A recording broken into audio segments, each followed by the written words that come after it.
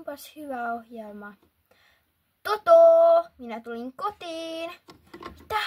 Isä, talo on vielä niin sotkuinenkin. En ole ehtinyt siivota. Ja isä tuli jo. Hän kyllä suuttuu minulle pahasti. Toto, minä tulen sinne nyt.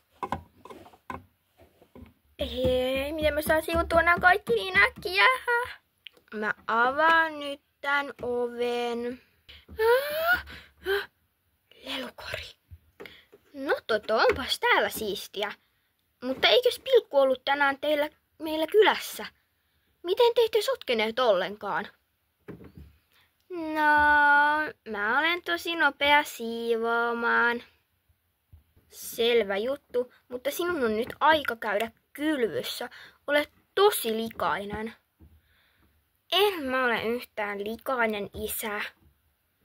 Oletpas, olet hyvin sottainen. Nyt kylpyn siitä. Okei. No isä, oletko sitten nyt tyytyväinen? Tulepas sitten syömään iltapalaa, Toto. Kyllä, isä.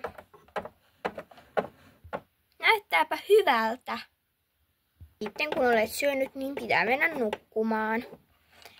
Eikä. Kyllä vain. Kello on jo todella paljon.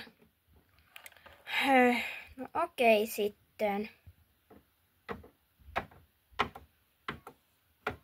Oikein hyvää yötä, Toto. Kiitos, isä. Nuku sinäkin hyvin.